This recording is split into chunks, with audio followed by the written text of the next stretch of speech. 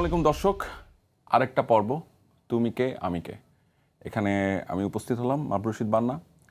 আজকেও আমার সাথে দুজন অতিথি আছেন। যে দুজন অতিথি আছেন তারা অবশ্যই জুলাই যোদ্ধা। 2024-এর জুলাই মাসে তাদের অবদান এবং তাদের সব কর্মকাণ্ড এবং তাদের আন্দোলন পুরো বাংলাদেশকে উজ্জীবিত করেছিল এবং উজ্জীবিত করেছিল আমাদের রাস্তায় থাকা অথবা মনের ভেতরে থাকা প্রত্যেকটা বাংলাদেশ প্রেমী মানুষকে। আজকে উপস্থিত হয়েছি আমি খুব প্রিয় দুজন মানুষকে নিয়ে। তাদের সাথে আজকে আমার প্রথম দেখা, কিন্তু তাদেরকে আমি দেখেছি অনেক আগে থেকেই। তারা হৃদয়ে ছিলেন অনেক আগে থেকেই। তো আমার দুজন হৃদয়ের মানুষ, আমি খুবই গর্বের সাথে তাদেরকে পরিচয় করায় দিচ্ছি। একজন হচ্ছেন নূর মোহাম্মদ ভাই, আরেকজন হচ্ছেন মাওলানা শফিকুর রহমান। ভালো আছেন ভাই? আমি ভালো আছি, আপনি কেমন আছেন? জি, আসসালামু আলাইকুম ভাই, ভালো আছেন? আলহামদুলিল্লাহ, আল্লাহ জি আল্লাহ রাখছে, আল্লাহ রাখছে। যাক, আপনার হাসি দেখে আমার খুব ভালো লাগতেছে, আলহামদুলিল্লাহ। আপনারও হাসি দেখে ভালো লাগতেছে, কিন্তু আমাদের আসলে গল্প যত আগাতে থাকবে তখন হয়তো একটা হাসি একটু মলিন হয়ে আসতে পারে। কারণ যখন আমরা অনুষ্ঠানটা শুরু করছিলাম তখন অনেক ধরনের কথা হচ্ছিল। তো সেই কথাগুলো কি হচ্ছিল সেটাও দর্শকের জানার প্রয়োজন আছে বলে আমি মনে করি। তো সেখান থেকে শুরু করছি। আমরা খুব ছোট করেই আসলে শুরু করব। ছোটটা আসলে কি, মানে জুলাই আপনারা কে কী করেছেন সেটা আসলে বাংলাদেশের অনেক মানুষই জানেন। আপনি এর আগে 150টার উপরে ইন্টারভিউ দিয়েছেন, তো সেখানে আপনি সবসময় এই গল্পগুলো বলেছেন, আপনিও বলেছেন নিশ্চয়ই। তো আপনি যে 150টা ইন্টারভিউতে যে গল্পটা বলেছেন সেটা যদি একটু ছোট্ট করে বলেন, মানে ওই স্মৃতিটা যদি একটু প্রমন্থন করে দেন, তারপরে আমরা মূল জায়গাতে ঢুকে যাব। পুরোটা বলবো না, পুরোটা না, আপনার মতো করে আপনি যতটুকু বলতে চান। আমি মূলত আমি লেখাপড়া জানি না, এটা সত্য। জি। কিন্তু আমি কর্মের দিক দিয়ে আল্লাহ আমার দেখাইছে, আমি মাটি কাটটা খাইতে রাজি আছি। জি। ঠিক আছে, কিন্তু যারা মনে করেন দেশের পতাকা, আমি স্কুলে গেছি, স্কুলে এই যে পিটি করা না, প্যারেড গ্রাউন্ড করা না, ওখান থেকে আমার জীবনের শেষ। ওখান থেকে আমি পিস পাও দিছি। ওখান থেকে আমার ওই যে সারে আমার দিছিল, যে সারে দিছিল ওই সার তো এই দুনিয়াতেই নাই। ওই সারে দিয়া কইছে এটাই তোরে দিলাম, আর কিছুই তোরে দেওয়ার মতন আমার ক্ষমতা নাই। এটা যদি পারো ভাগ্যের চক্রে আল্লাহ যদি তোরে কোনো সময় কোনো জায়গায় নিয়ে ঠেকায়, এটাকেই তোরকে দিলাম। আমি যতটুকু বাংলাদেশ না, আমি লেখাপড়া করিনি, কিন্তু আমি বাংলাদেশটা আল্লাহ দিলে ঘুরছি টেকনাফ থেকে তেঁতুলিয়া পর্যন্ত। বুঝছেন, এই পতাকার জ্বালা আমার ছোটোবেলার থেকেই মনে করেন। আমি জানি না এই পতাকার ভিত্তি কী আছে, আমি সেটাও জানি না। মায়ের আছে না গুতা আছে না লাঠি আছে সেটাও জানি না, কিন্তু পতাকাটা দেখে আমার কলিজাটা আর থাইমা থাকে নাই। আপনার যে আমি ভয় পায় কথা কমু, সেটাও আমি পাইনি। কী জন্য পাইনি? এটা আমার জন্মভূমি দেশ, এটা আমার ফুল পোতার দেশ। এই দেশটার আমি ছোট করে কখনো আমি দেখতে পারবো না। অবশ্যই। কী জন্য? আমি কলকাতার থেকে আসিনি, আমার জন্ম এই বাংলাদেশে। এই পতাকার সম্মানটা সবাই কিন্তু দিতে পারে না, আবার সবাই কিন্তু নিতে পারে না।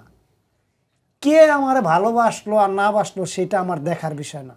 আমার দেখার বিষয় একটা, যেই সরকারি আসুক আমার দেশটারে যে ধরে রাখতে পারবো, মানুষের মতো মানুষের কাতারে যে থাকতে পারবো, তাকেই আমি ভোট দিব। এটা আমরা ছোটোবেলা থেকে জানি নাই তো, এটা স্বাধীন দেশ। স্বাধীন দেশ, স্বাধীন দেশে তো কেউ কোনো সময় কোনো কথা বলতে পারে না। তারপরেও আমরা অতি নিগ্রহতা, আমার এই পতাকার জন্য যদি না আমার জীবনও দিতে হয় দেশের জন্য, আমি তাই দিব। আমি তাই দিব আমার এই পতাকার জন্য। আপনার শুরুতে আপনি যখন কথাগুলো বলছিলেন, আপনি নিজেও জানেন কিনা আপনার চোখ দিয়ে পানি পড়ছে। আপনি যে শুরু করেছেন আপনার কথা, আপনার চোখে মুখে সেই প্রত্যয়টা, সেই দেশপ্রেমটা দেখা যাচ্ছে এবং বোঝা যাচ্ছে। আমার আসলে এই প্রোগ্রাম করার একটা অন্যতম কারণই হচ্ছে এটা, যে আমি আসলে প্রান্তিক মানুষ এবং শ্রমজীবী মানুষগুলোকে আসলে স্যালুট জানাইতে চাই। কেননা আমাদের এলিট ক্লাসেরা তাদেরকে ভুলে যায়, যারা আসলে এই দেশটা চালাচ্ছেন তারা এদেরকে সবসময় ইগনোর করেন। শুনেন, আমরা তো মনে করেন ছোট মানুষ, জি, ছোট কাজ করি, আমাদেরকে কেউ দেখবে না। আপনার হাজার বড় গোলা ভরা ধান আছে, গোয়াল ভরা গরু আছে, কিন্তু আমাদের দিকে দেখবেন না। কি জন্য দেখবেন না? ওই আপনি কবেন আজকে অমুক প্রোগ্রাম আছে, অমুক জায়গায় যাবো, অমুক জায়গায় যাবো, শেষ, আপনার কথা ভুলিয়া গেল। হ্যাঁ, পরের দিনকে আর কেউ খোঁজ দেবে না। এই এক বছর ধরে তো এটাই হচ্ছে আপনার সাথে। এইখান থেকে মনে করেন আমি যতটুকু দৌড়াইছি, যত সাংবাদিক কোন পুলিশ কোন সব জায়গায় গেছি, আমার ভিতরে যদি খুব থাকতো তাহলে আপনাদের সাথে আমি কেউ সাথে যাইতাম না, কথাই বলতেন না। কথা বলতাম, কিন্তু আমার ভিতরটা পরিষ্কার দেখে আমি সবার সাথে আসতে পারি। জি, কিন্তু আমার ভিতরে তো কোনো খুঁত নাই, অবশ্যই। কিন্তু আপনাকে তো মেধাই নাই, আমরা আসলে মেধাহীন মানুষ। মেধাই নাই, তাহলে জি। আমরা যে একটা কর্ম জানি, আমার অদক্ষ কোন দক্ষতা কোন, তা আমরা অদক্ষতা কোন দিক দা, কর্ম দিক দিয়েই মানুষ আজ্ঞায় যায়। একটা কলম যেরকম কালি শেষ হয়ে গেলে ফালাই দেন, এরকম মনে করেন আমরা ছোট মানুষ তো কালি শেষ হয়ে গেছে ফালাই দিছি। জি, আমি ছোট্ট করে একটু আপনার সাথে কথার সাথে অ্যাড করতে চাই। আমাদের দেশটা যারা চালান তারা বেশিরভাগ ক্ষেত্রে মানুষ কিনা আমার সন্দেহ। মানে মানুষ তো শুধু দেখতে গড়নে করলে হয় না, ভেতরে থাকতে হয়। তো আপনার কথা তো অনেক শুনছিলাম এবং শুনবো আপনার কথা। আপনি আমাদের শহীদ নাফিসের মরদেহ নিয়ে আপনি যেভাবে বা লাশটা নিয়ে আপনি যেভাবে রিক্সা দিয়ে চলে গেলেন, আপনি তো ওই দিন পুলিশের দ্বারা আপনাকে তো গুলি করারও চিন্তা করেছিল না ভাই? যদি ওখানে হাজারো জনতা আসছিল, জি, পুলিশও আসছিল, আসলে পুলিশ লীগ বললে আরো বেশি স্পেসিফিক হয়। পুলিশ লীগও তো আপনাকে মারতে চেয়েছিল। অনেক ধরনের অনেক কথাই বলে, জি। হাজার মানুষের কথা তো আর আমি তর্ক করিনি। জি, আমার বাঁচানো হলো, আমি যদি মানুষ হয়ে থাকি, আমার রক্ত ঘামানো, রক্ত দিয়া দিয়া, এটা তো দেশ। জি, তা আমি রক্ত ঘামান দিয়ে অপরজন করে আমার ছেলে মেয়ে বপুলাবান সৎভাবে আমি কামাই করে খাওয়াই। তা অতএব ওইটাও যেরকম মায়ের সন্তান, আমারও তো সন্তান হইতে পারতো, আমার ভাইস্তে হইতে পারতো, আমার ভাই হইতে পারতো, তখন কি ছেলে হইতে পারতো। হ্যাঁ, আমি কি তখন কি ফালাই দিয়ে যাইতে পারতাম? না, তখন আরেকটু যদি কইতো, তখন যেভাবে পড়ে রয়েছিল নামাজের মতন পড়ে রয়েছিল, সেজদা দিতেছে, এভাবে পড়ে রইতেছে, তখন আমি ছেলেটার এই বাম হাতটার এখানটা ধরছি, পুলিশে যা ধরে রিস্কার ভিত্তে বসায় দেয়, পুলিশ পিছন থেকে আসে আরেকটা কইতাছে ফালায় দে। অনেক এক একজনের এক এক কথা কইতাছে, কতজনের কত সহ্য করতো, মুখটা তখন সেলাই করে লাইছি, তখন বুবা হয়ে গেছি। ওখানে টিয়ার গ্যাস, ইট পাটকার এমন ভাবতেছে, আল্লাহ না করুক আমার গায়ে যদি একটা পড়ে যেত, একটা পড়ে যেত, আল্লাহ ভাগ্যের হাজার জনতার মাঝের থেকে আমাকে ওখান থেকে আমার একটা আল্লাহ যে হাসপাতাল গেট পর্যন্ত লয়ে গেছি, গেটের সামনে ওখানে পাবলিক পুলিশ র্যাব সবাই আসছিল, কার কথা কম, কার কথা ওখান থেকে কইতে যাই, তুই এখান থেকে গেলি না, তোর সহকারে পুরা দেয়ালাম কেন? এটা কি পুরা দেওয়ানোর কাজ করছি আমরা? আমরা যে পুরা দেওয়া লাইবেন, এখান থেকে একা টাইম না চোখ হাসপাতাল পর্যন্ত লয়ে গেছি, আমার শরীর চলে না, আমি ওখান থেকে পড়ে গেছি গা। পড়ে যাওয়ার পর একটা অটোওয়ালা আসলো, কইতাছে কি ভাই একটু ধর কইতাছি, কেউ আসতে চাইতেছে না। পরে সেনাবাহিনী না পুলিশ না র্যাব দূরের থেকে, ওখানে র্যাপের আসছিল, এই সেনাবাহিনীর আসছিল, ওখান থেকে দূরের থেকে কইতাছে, এই ওখানে দূরত্ব তাড়াতাড়ি নিয়ে সরা তা তাড়াতাড়ি করে নিয়ে ওরা পাঠাই দিলাম, শরৎ দিতে লয়ে গেল অটো। ওই অটো যাইয়া তার পরের দিনকে ওর মামা আসলো, ভাই একটু কথা বল না। আমি যেই দোকান থেকে আসছি ওখান থেকে আইসা আমি প্রস্তাব করে দিছি লুঙ্গিতে, এত ভয় পাওয়াতে লুঙ্গিতে আমি প্রস্তাব করে দিতাছি। আমি ওই দিনকে মনে করছি আমার মার বুকে ফিরা যাবো না, আমার বাবার বুকে ফিরা যাবো, এটা উপর আল্লাহ জানে। আমি ফার্ম গেটে পড়ে থাকতাম লাশ হইয়া, আমার মায় কি পাইতো না পাইতো সেটা আল্লাহ পাকি ভালো জানতো, সেটা তো আর আমি দেখতাম না। আমি কার পকেটে টেকা কাপড় আছে সেটা তো আর আমি জানি না। আমি তো এখনো বলতাছি, আমি কেউ রে আল্লাহ রহমতে ছাড়া, আল্লাহ ছাড়া আমি কেউ রে ভয় পায় কথা কই নেই। এখানে হয়তো আপনার পিস্তল আছে, বোম আছে, আমার গুলি করতে পারেন, মারতে পারেন, কিন্তু ওই হিসাব কিন্তু দিতে হবে ওই অন্ধকার কবরের ভিতরেই। অন্ধকার কবরের ভিতরে একদিন নাইমে একটা দুইটা কবর খুঁজতো, তাহলেও বুঝতাম মানুষের কাতারে আছে। আমরা কলম ধরা শিখি নাই, কোদাল ধরা শিখছিলাম, কোদাল দিয়ে মাটিও কাটাও শিখছিলাম, কিন্তু কবরও খুঁজছি, তাও কখনো কোথাও যায় শ্রদ্ধা ভালোবাসা পাইনি। ওই ঈদে যেরকম আপনি যেরকম ঈদের মতন ঈদ মুবারক করেন, ওই ঈদ মুবারক পর্যন্তই আমরা থাকি। মানে আপনাদের বিশেষ বিশেষ সময়ে আপনাদের কথা সবার মনে পড়ে, হ্যাঁ তাই তো ব্যাপারটা? হ্যাঁ, মানে পুরো বছর জুড়ে যে আপনাদেরকে মনে রাখার একটা বিষয় আছে, সেইটা না, যখন আপনার স্বার্থে যখন প্রয়োজন হয় তখন। আমার এই প্রোগ্রামটা এই জন্যই করা, দেখেন আপনাদের এই যে কথাগুলো আছে না, আমি জানি অনেক প্রোগ্রামে হয়তো কেটে দিবে, আমি কথা দিচ্ছি আমি প্রচার করাবো, এটা যেভাবেই হোক। মানুষের এই কথাগুলো জানা প্রয়োজন যে আপনারা ব্যবহার্য বিষয় না, আপনাদেরকে মানুষ আপনাদের কথা পৌঁছাইতে হবে। এই মানুষগুলো আপনাদেরকে এখানে ডাকার রিজনই হচ্ছে আপনারা আপনাদের মনের কথাগুলো একদম, যত ক্ষোভ আছে, কষ্ট আছে, দুঃখ আছে, ভালোবাসা আছে, প্রেম আছে, সব ছেড়ে দেন। দেশপ্রেমের কথাও বলেন, ভালোবাসার কথাও বলেন, আমার সাথে সাথে এটাও বলেন যে আপনাদের সাথে কি পরিমাণ অন্যায় হয়েছে, এটা আপনারা বলেন। আমাদের জানা দরকার আছে, সারা বাংলাদেশ মানুষ জানতে চায়। বলেন আপনারা ভালোবাসা কয় রুমের ভালোবাসা দিবেন? জি, ভালোবাসা 1 রুমের হইলেই হয়, ওই 14 রুমের জাউন লাগে না। দারুণ কথা বলছেন। ভালোবাসা 1 রুমের হইলে হয়, ওই 14 গাড়ের পানি খায় আমার লাভ আপনি নেই। একটা ভালো আরেকটা কথা বলছেন একটু আগে, একটু ছোট করে বলি, এটা দর্শকের বোঝার ব্যাপার আছে। উনি কিন্তু একটা কথা বলছে যে আপনারা কলম ধরছেন আর আমি ধরছি কোদাল, কিন্তু কলম ধরে যারা কলম দিয়ে ছিল তারা আসলে দেশের বিরুদ্ধেই ছিল, তারা এই ক্লাসের পক্ষে ছিল, স্বৈরাচারের পক্ষে পাচাটা করতে ব্যস্ত ছিল। আর আপনি কোদাল ধরা মানুষটাই আসলে সেই মানুষটা, যে মানুষটা শহীদ হাফিজের লাশ নিয়ে মৃত্যুর ভয় থাকা সত্ত্বেও আপনি গেছেন। আপনাকে পোড়া দেওয়ার কথা বলা হয়েছে, আপনাকে মেরে ফেলার কথা বলা হয়েছে, আপনি সেখান থেকে চলে আসেন নাই, আপনি এখানে দাঁড়ায় ছিলেন, আপনাকে চাপতে হয় নাই, আল্লাহকে বিশ্বাস করছেন, এটা সবচেয়ে বড় কথা। আপনি কবরের কথা বলতেছেন, আমার খুবই ভালো লাগতেছে, আপনি বলেন প্লিজ। তাহলে ওখান থেকে যদি আমি বেঁচে এখানে দূর পর্যন্ত আইছি 1টা বছর, আপনি যেরকম স্বার্থের টানে যেরকম আমারে ডাক দেন, সেরকম যেরকম মানুষের পেটে যেরকম খিদা লাগলে যেরকম ডাক দেয়, ওরকমই ডাক দেয়। জি, ওরকমই ডাক দেয়। ওই সিঙ্গারা পুরি তো আমরাও কিনা খাইতে পারি। আমাদের সিস্টেম, দেশের সিস্টেম, আমরা সবাই হচ্ছি অত্যন্ত সেলফিশ, স্টুপিড। ঠিক আছে, এটাই হচ্ছে আমাদের সবচেয়ে বড় ব্যর্থতা, এবং সেই স্টুপিডনেসটা স্টুপিডিটিটা আমাদের কমানোর কথা ছিল 1 বছরে। সেটা আমাদের দেশের সিস্টেম, রাষ্ট্রযন্ত্র সেটা হইতে দেয় নাই, এবং রাষ্ট্রযন্ত্র যারা চালায় তারা সবচেয়ে বড় স্টুপিড, কারণ তারাও এটা অ্যালাউ করছে। বলেন এখন যে আমরা যে গরিব মানুষ, যে কোনো রিস্কওয়ালা, ওই যে পতাকাটার যে পোলাটা সালাম দিছে, ওই পোলাটারও দেখার দরকার আছে। যারা মনে করেন পতাকাবিহীন পোলাবান, তাগরও তো আলাদাভাবে দেখার দরকার আছে অবশ্যই।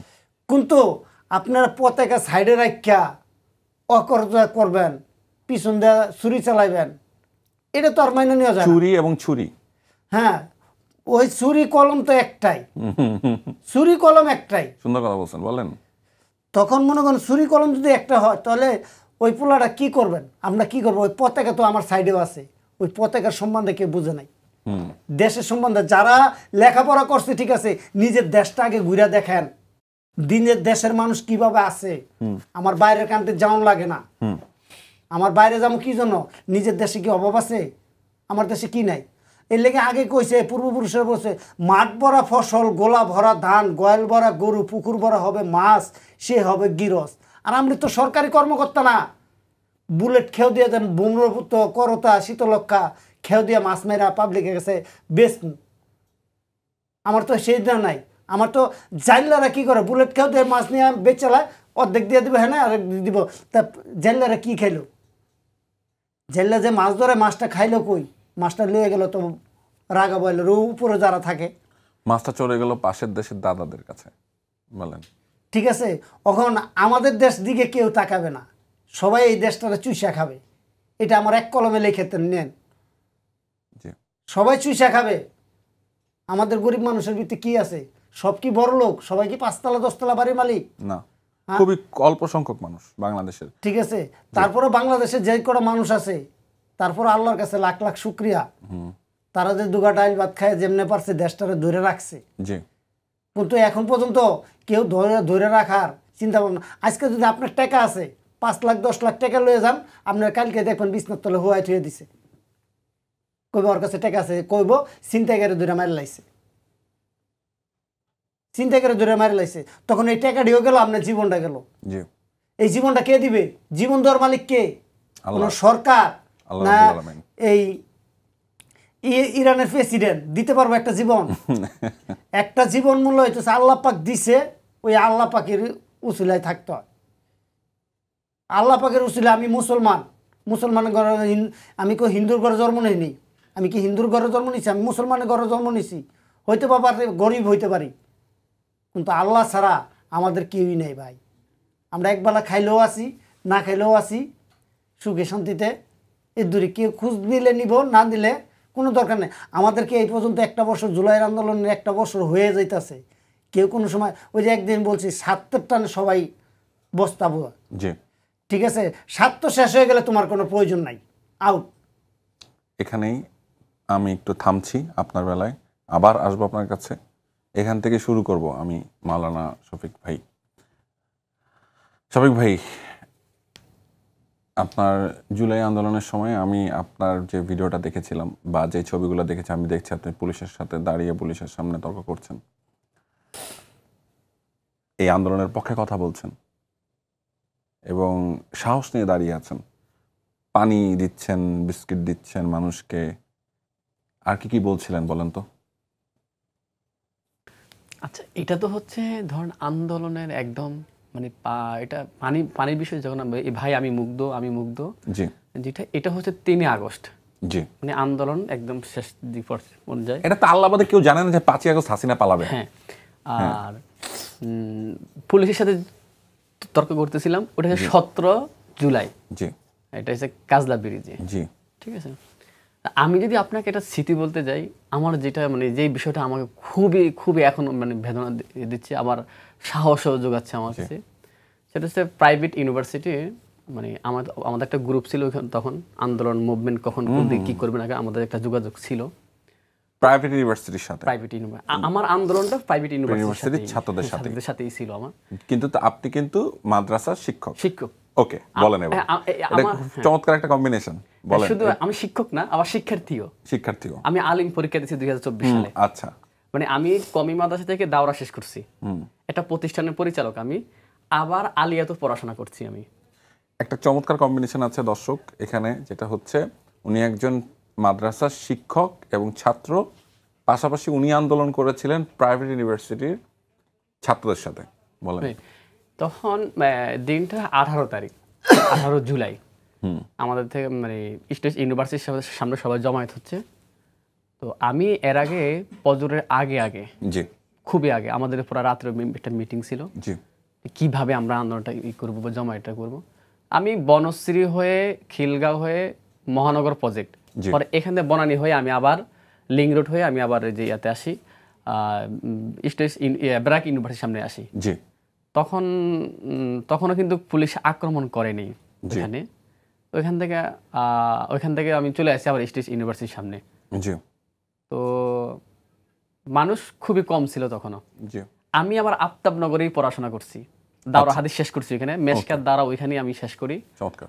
তো যেহেতু স্টেট ইউনিভার্সিটি ওইখানে, আবার আমার একটা মাদ্রাসাও আছে, তো আমার জন্য ভালো একটা সুযোগ। তখন আমি চলে গেছি আমার ওই যে মাদ্রাসায় পড়াশোনা করতাম ওইখানে, আমি আপাতত একটু বিশ্রাম বলেন বা একটু ওইখানে আমি ছিলাম অনেক কিছুক্ষণ। পরে যখন মানুষ জমায়েত হচ্ছিল ওইখানে, মানে ভালো মানুষ হচ্ছিল, তখন আমি এখান থেকে এসে আমি আবার ব্যারাকের সামনে চলে গেছি। জি, এটা মূলত আমার কমিউনিকেশন, এটা সম্পর্ক রাখা, কি হচ্ছে কোথায় কি করে আমরা একটা কমিউনিকেশন করতেছি।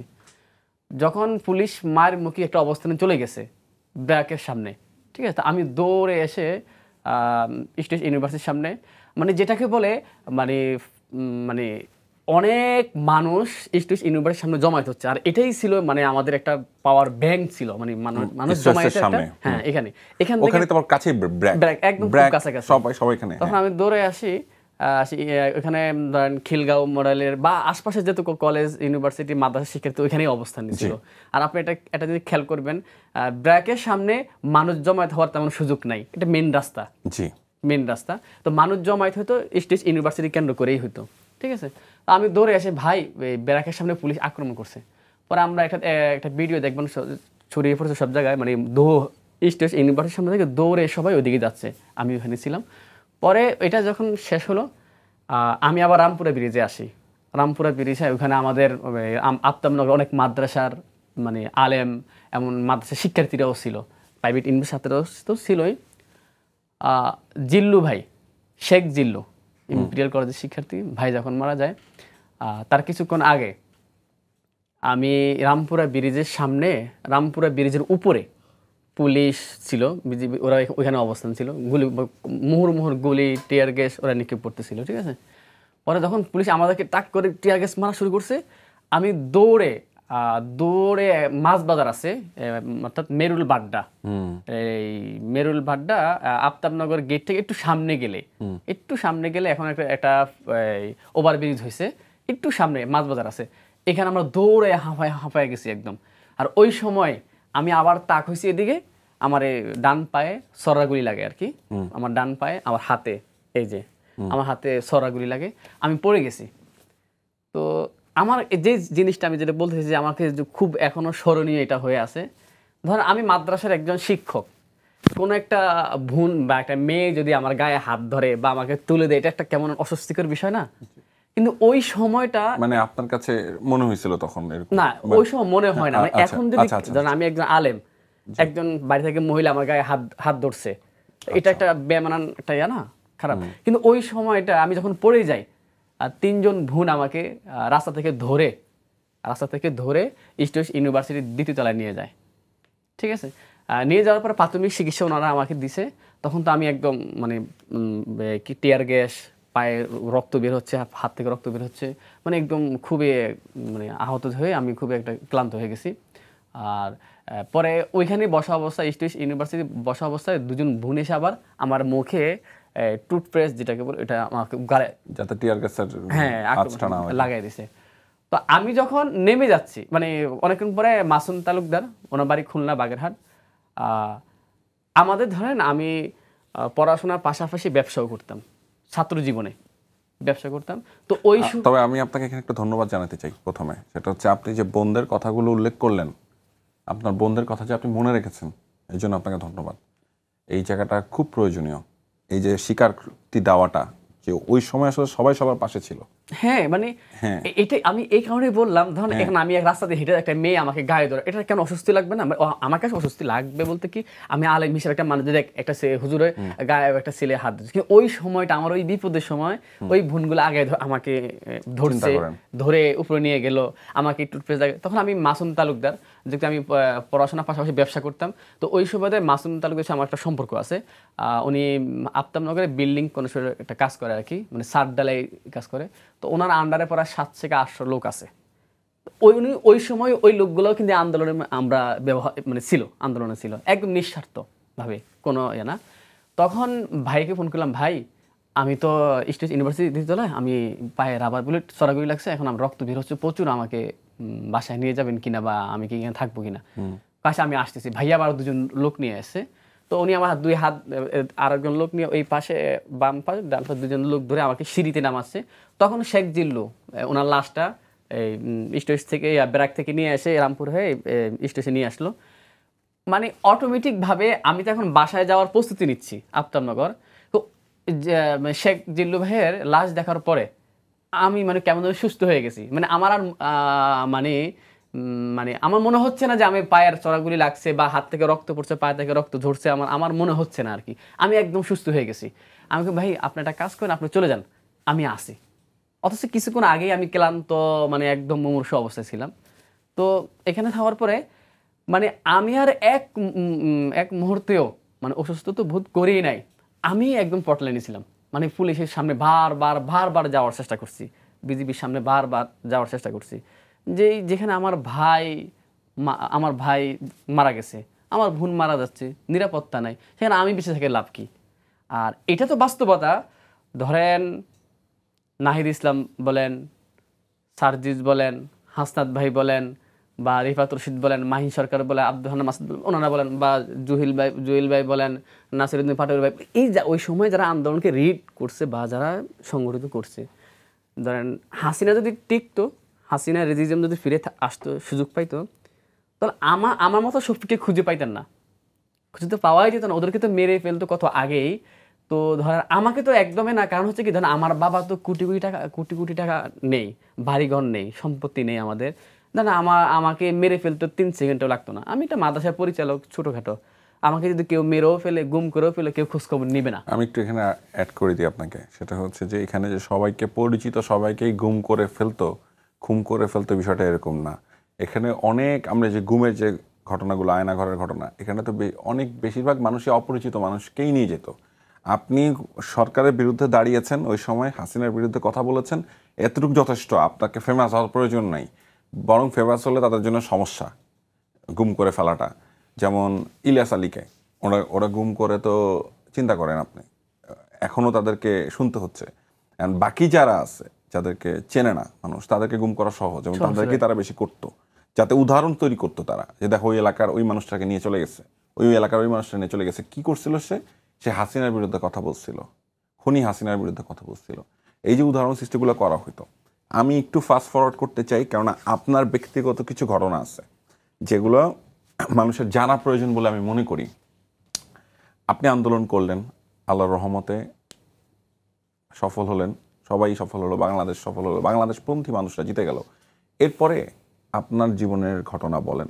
এরপরে আসলে কি, আপনার তো একটা সুন্দর দেশ আপনি পাইছেন, আপনি যেটা চাইছিলেন সেটা, আপনার জীবন কি এখন সুন্দর? না। কেন না? আমি আন্দোলনে অংশগ্রহণ করার পর 17 জুলাই পুলিশের সাথে যে একটা ভিডিও তর্কাতর্কি করা হচ্ছিল, আমার একটা প্রতিষ্ঠান ছিল বাঠারা খন্দকার বাড়ি মোড়ে, সোলমাইদ, মাদ্রাসাতুল ফনুন আল ইসলামিয়া, ঢাকা। তো 17 তারিখ সন্ধ্যাবেলায়, দর্শক একটু থামাচ্ছি, দর্শক এই পার্টটুকু আপনাদেরকে খুব মনোযোগ সহকারে শোনার অনুরোধ করছি, এবং এই পার্টটুকু খুব ইম্পর্ট্যান্ট, কেননা আসলে এতটাই জরুরি, কেননা আসলে আন্দোলনে যারা ফ্রন্টলাইনার ছিল তাদের অনেকেরই যে কী অবস্থা, এবং এই রাষ্ট্রযন্ত্র, এই সিস্টেম তাদেরকে যে কীভাবে অবহেলা করেছে, সেই গল্পটাই এখন উঠে আসবে, যেটা আমি হয়তো আগেই জানি, কিন্তু উনি আজকে ক্যামেরার সামনে এটা বলবেন। এটা উনি আমাকে কথা দিয়েছেন, আপনি একদম ডিটেল বলবেন যে আপনার সাথে কি হয়েছে, বলেন।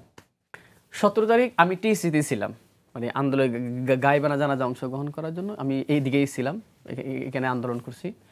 পরবর্তীতে মানে ওই যে কাজলা ব্রিজ থেকে আসার পরে এখানে আমি ছিলাম।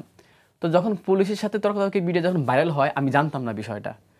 বাসার মালিকের ছেলে মিজান খন্দকারের ছেলে, বাটারা থানা শ্রমিক লীগের সভাপতি মিজান খন্দকারের ছেলে রাব্বি খন্দকার, উনি আমার হোয়াটসঅ্যাপে ভিডিওটা পাঠায় আমাকে ফোন করে, ভাই আপনি কোথায়? আমি বললাম রামপুরায়, মিথ্যার আশ্রয় নিছি। আর তখন আমি টিএসসিতে, আপনি একটু কাইন্ডলি মাদ্রাসায় আসেন অথবা আমাদের বাসায় আসেন, ঠিক আছে? আমি বললাম একটু দেরি হবে। আমি টিএসসিতে বের হলাম, এখান থেকে বের হয়ে আমি রামপুরা থেকে আমি রাত্রেই মানে সম্ভবত 10:30টার দিকে আমি মাদ্রাসায় গিয়ে পৌঁছি। তো আমি যখন দেখলাম ভিডিওটা ভাইরাল হয়েছে, তো আমি নিশ্চিত হয়ে গেলাম, কারণ ওই সময় বাটারা থানার মধ্যে মিজান খন্দকারটা আসছিল, সন্ত্রাস, মানে এক নামে তাকে চিনে। এই লোকটা এখন কোথায়? এখন পালাইছে, চীনে পালাই গেছে সবাই শুনছি। তার লোকজন আছে তাই তো? হ্যাঁ, এখনো এলাকায় কি অবস্থা? এখনো দাপট আছে, এখনো আধিপত্য, আমলিগের আধিপত্য এখনো ওই এলাকায়। এটা কোন জায়গাটায়? বাটারা খন্দকার বাড়ি মোড়ে। হ্যাঁ, ওখানকার যে এলাকার যারা আছেন এবং প্রশাসনের যারা, তাদের দৃষ্টি আকর্ষণ করছি, আপনারা থাকতে এই স্বাধীন দেশে এটা কি করে হয়, এটা প্রশ্ন থাকলো। এবং দর্শক আপনারাও প্রশ্ন করেন যে ওইখানে আওয়ামী লীগের আধিপত্য, সন্ত্রাসী সংগঠনের আধিপত্য এখন কিভাবে থাকে। জি বলেন। পরে আমি রাত 10:30টার সম্ভবত যাই, বা ফোন করলাম, ভাই আমি তো আসছি, কোনো কথা আছে, আমি একটু আবার যাব, মানে যাবো বলতে 18 তারিখে রামপুর আমি দিকে চলে আসবে, আমার সাথে আগে কমিউনিকেশন ছিল, আমি থাকবো। তো এখন ওই দিকে থাকলে আমার জন্য একটু সমস্যা হবে, আমার বাসাও ছিল। তো আমি বললাম, গেলাম। উনি রাব্বি খন্দকার মোটরসাইকেল নিয়ে দৌড়ে চলে আসলো। আসার পরে বলতেছে, আপনি 2-3 দিনের মধ্যে বাসা ছেড়ে দিবেন। তা আমি বললাম, আমার বাসার ডিট আছে, বাসা ভাড়া ক্লিয়ার, তাহলে আমি এখন কেন বাসা ছেড়ে দেবো? আর এটা আপনি বললে তো হবে না, এটা প্রতিষ্ঠান, আমার এটা মাদ্রাসা, আমার 70 জন ছাত্রছাত্রী, 7 জন শিক্ষিকা, ম্যাম সহকারে, বাবুর্চি আছে, তাহলে আমি চাইলেও তো আমি এটা পরিবর্তন করতে পারবো না। মানে ওদের ব্যবহার এত খারাপ, আপনি ওই এলাকায় গেলে মানুষ থেকে বুঝতে পারবেন। হ্যাঁ, মানে এত নোংরা ভাষা ব্যবহার করছে, মানে বাসা ছেড়ে দিতেই হবে, আর কোনো কথা নাই। আর আপনি তো আন্দোলন করছেন, আপনি তাদের চিরশত্রু। হ্যাঁ বলেন। হ্যাঁ, মানে বাসা ছেড়ে দিতেই হবে। তা আমি কি করছি, এখান থেকে রাত্রে আমি, ঠিক আছে ভাই, আমি দেখতেছি কি করা যায়। আমি এখান থেকে বের হয়ে চলে এসেছি। তো 18 তারিখ 19 তারিখ রামপুরা ব্রিজে আমি আন্দোলন ছিলাম। এরপর থেকে ধরেন ডিবি পুলিশ আমার বাসায় গেছে, আমার মাদ্রাসায় গেছে, শিক্ষক শিক্ষিকাদেরকে বারবার আমার কথা জিজ্ঞেস করছে, আমার বাসায় গেছে, আমার ওয়াইফকে বলছে যে সে কোথায় বা কি করে, মানে কোথায় আছে এখন। তো তখন তো আমি মোবাইল বন্ধ করে রাখতাম। মানে মোটামুটি আমি আমার মানে সব জায়গায় আন্দোলনকে মুভ করার জন্য, মানুষকে সম্পৃক্ত করার জন্য দাওয়াতি। ধরেন আমি কারফিউ ব্ল্যাকআউট সময়, যে কারফিউ চলাকালীন সময়, ইন্টারনেট ব্ল্যাকআউটের সময় আমি ছদ্মবেশে রিক্সাও চালাইছি। ছদ্মবেশে রিক্সা চালাইছি, আরসা দিয়া রিক্সার গ্যারেজ থেকে। কেন? এটার উদ্দেশ্য হচ্ছে মানে সাধারণ মানুষকে আন্দোলনকে সম্পৃক্ত করার জন্য। আচ্ছা, ঠিক আছে। কারণ আমি শফিক, আমি এটা তো জানি, যদি কোনো মতে হাসিনা ফিরে আসে তা আমার মৃত্যু নিশ্চিত। তাহলে এই আন্দোলন থেকে পিছপা হওয়া যাবে না, এটাকে সফল করতেই হবে। এই কারণে আমি আমার মানে জান প্রাণ মানে সব মনে দিয়ে আমি এটাকে আমি সফল করার জন্য, বিজয় অথবা মৃত্যু। হ্যাঁ, বিজয় অথবা মৃত্যু। আমি এটাকে এই কারণে আমি আমার কমিউনিকেশনটা, কারণ আমার বেড়ে ওঠা রামপুরা, বনশ্রী, বাড্ডা, ওই এলাকা আমার বেড়ে ওঠা, পড়াশোনা সবকিছু, ঠিক আছে। ওই এলাকা অঞ্চলের সাথে আমার ভালো একটা সম্পর্ক আছে মানুষের সাথে, আলহামদুলিল্লাহ। মানুষ আমার কথাও রাখছে, ঠিক আছে। তো আমি দেখা গেছে কখনো একটা অফিসে আত্মগোপনে ছিলাম না, ওই জায়গাটা আমরা থাকলাম। আমি আপনার বর্তমানটাতে যেখানে ছিলাম ওই জায়গাটা ভাইয়া চলে আসেন, যেটা মানুষ এখন, আমি দর্শককে যেটার জন্য আমি অ্যাটেনশনটা নিলাম, যে আপনার এখন বর্তমান অবস্থানে ফিরে আসেন। আচ্ছা, মাদ্রাসার যে বিষয়টা, জি, পরবর্তীতে ওনার ওয়াইফ মিজান খন্দকারের বউ এবং মিজান খন্দকার আরেকদিন মাদ্রাসায় আসায় মানে আমার শিক্ষকদেরকে ফোন করে বারবার ফোন করতেছে, মানে আমি কোথায়। তা আমি বললাম আমি একটু কাজে আছি, আমি আসতেছি, একটু সময় দেন, ঠিক আছে। পরে মাদ্রাসায় গেলাম, উনি বলল যে আপনি মাদ্রাসা ছেড়ে দিবেন, আর কোনো 2 দিনের মধ্যে সময় দিলাম, মাদ্রাসা ছেড়ে দিবেন, আর কোনো কথা নাই, ঠিক আছে। তখন আমি বললাম দেখেন আপনার ছেলে বলছে, আমি শুনছি, আমি বাসা খুঁজতেছি, একটু সময় দিতে হবে আমার। কোনো সময় নেই, বাসা ছেড়ে দিতেই হবে আপনাকে, আর কোনো কথা না। বুঝে গেলে পুলিশে ধরাই দিব, সেনাবাহিনীকে জঙ্গি বলে। কবে এটা কি দেশ স্বাধীনের পরের কথা? হ্যাঁ, দেশ স্বাধীনের পরে পুলিশে ধরাই দিবে, আর্মিকে ধরাই দিবে, একজন জুলাই যোদ্ধাকে, হ্যাঁ আমি আওয়ামী লীগের লোক, এই তো মানে সন্ত্রাসী দলের লোকটা আপনাকে ধরাই দিবে, এই থ্রেট করতেছে। আচ্ছা, ওখানে দেলোয়ার খন্দকার, ওই এলাকার স্থানীয় দেলোয়ার খন্দ বিএনপি করে, উনিও সম্মানিত এলাকার, উনিও ওই বিষয়টা জানে আমার, ঠিক আছে। আমি তখন কি করলেন দেলোয়ার সাহেবকে আমি বলছি বিষয়টা, শফিক একটু অপেক্ষা করো, দেখা যাক কি করা যায়। উনি কি এটা অ্যাকশন নিতে পারেন নাই? উনি ওখানে বসে বসে কি করছিলেন? আমি ওনাকে বলছি আমার এই বিষয়টা, উনি সব বিষয়গুলো ওনার অফিসে 2 বার গেছি, আমি ওনার বিষয়গুলো জানাইছি, বিষয়টা দেখা যাক কি করা যায়, ঠিক আছে। হ্যাঁ, পরবর্তীতে উনি আমাকে কি করছে, ওনার ছেলে, ওনার স্ত্রী, উনি আবার 6 তারিখে দেশ ছেড়ে মানে পালাই গেছে চীনে, মানে এখন শুনতেছি উনি নাকি বাঠারাই আছে, আত্মগোপনে আছে, এখন যেটা শোনা, কিন্তু এমনি মানে সোর্স মাধ্যমে যেটা শুনছি উনি দেশ ছেড়ে পালাই গেছে, চীনে পালাই গেছে, ঠিক আছে। তো আমাকে ওরা কি করছে, আমার শিক্ষিকা ছিল মাদ্রাসায়, ম্যাম ছিল, ওদেরকে বারবার হ্যারাসমেন্ট করা হতো, মানে আসে খারাপ দুর্ব্যবহার। আপনার আমার শিক্ষিকাদের সাথে কথা বলতে পারেন, ফোন করে ওনারাই সাক্ষী দিবে, শিক্ষকরাই সাক্ষী দিবে যে কি ব্যবহার, মানে বাচ্চাদেরকে ক্লাস করতে দিত না, ক্লাস থেকে উঠাই দিত, ম্যামদের সাথে দুর্ব্যবহার করতো, এইভাবে। মানে মাদ্রাসায় যে হামলা করা হতো, মাদ্রাসায় ক্লাস করতে দেওয়া হতো না, মাদ্রাসার ভিতরে এটা দেশ স্বাধীন হওয়ার পরে কথা বলতে, হ্যাঁ এক্স্যাক্টলি। দর্শক এটা কিন্তু খুব ইম্পর্টেন্ট, নোট করতে হবে। আগেই চাপে রাখছে।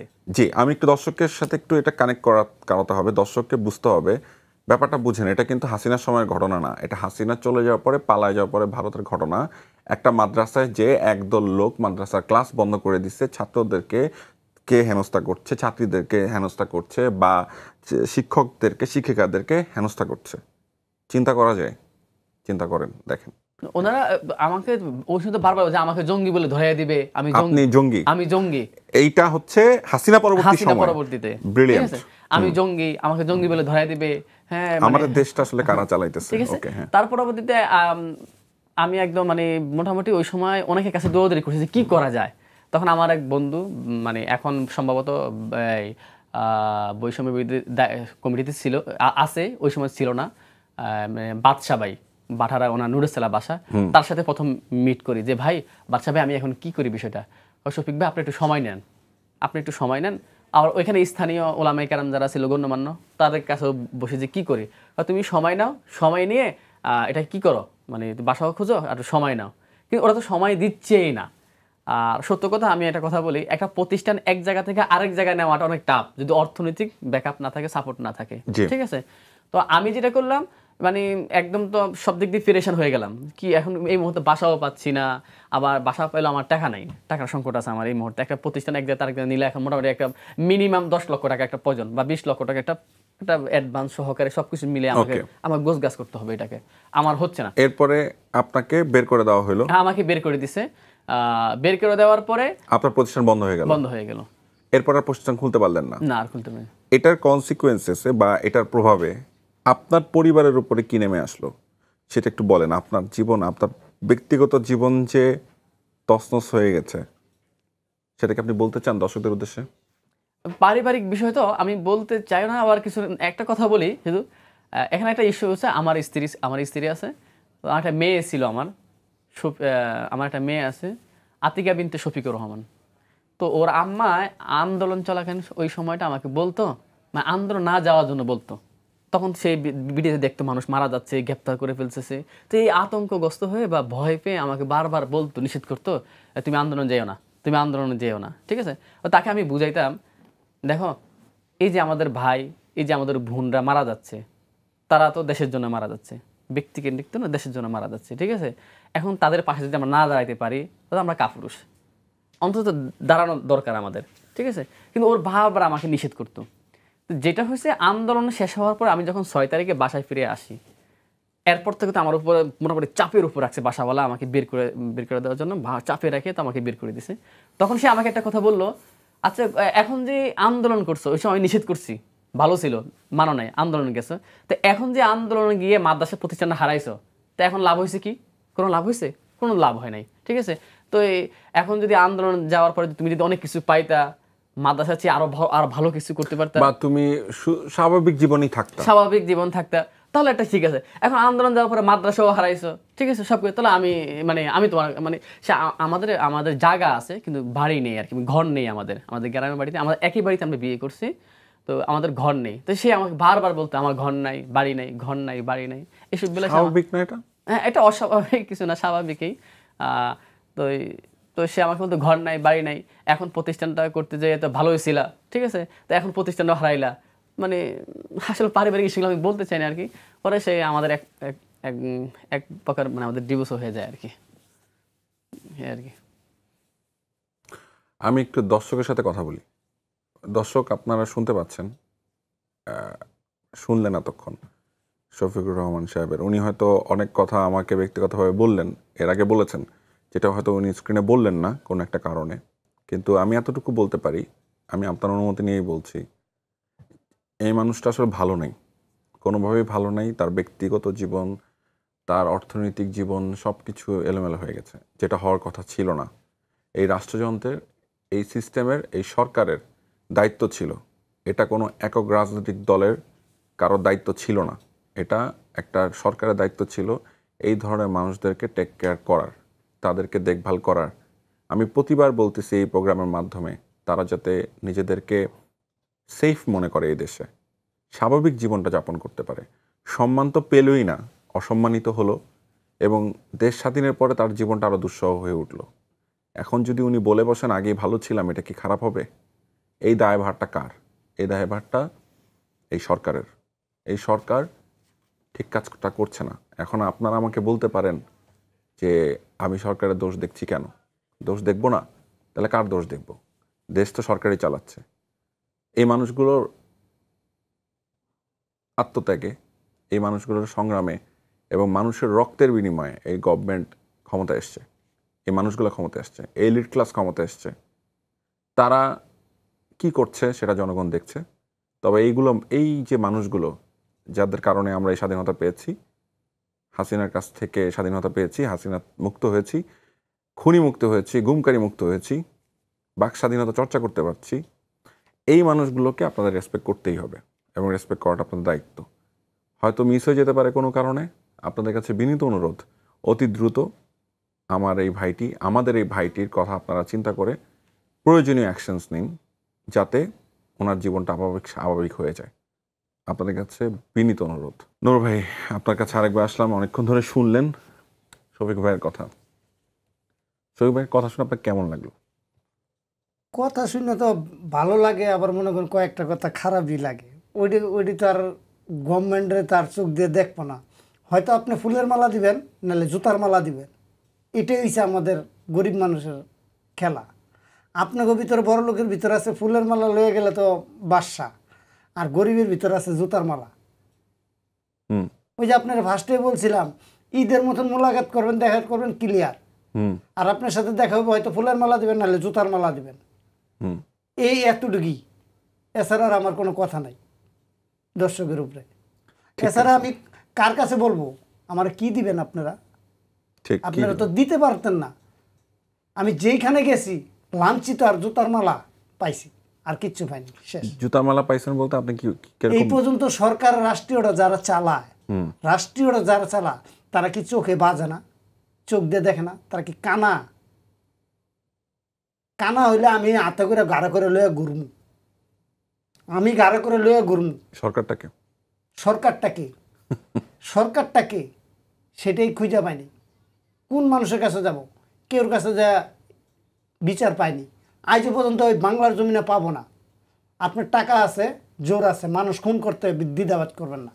টাকা দিবেন, আপনি পিছন দিয়ে মোবাইল করবেন, অমুকের সরায় দাও, সরায় দিব, কিন্তু এই দিক দেখায় নির্দোষ। আমরা তো হুকুমদারি না, আমরা আল্লাহর উপরে ভরসা দিয়ে চলি। আমগর আল্লাহ যদি মাটিতে নিয়ে যাবে, ওই মাটিতেই থাকবো, মাটিতেই থাকবো। আমাদের এই রাজপ্রাসাদের দরকার নাই।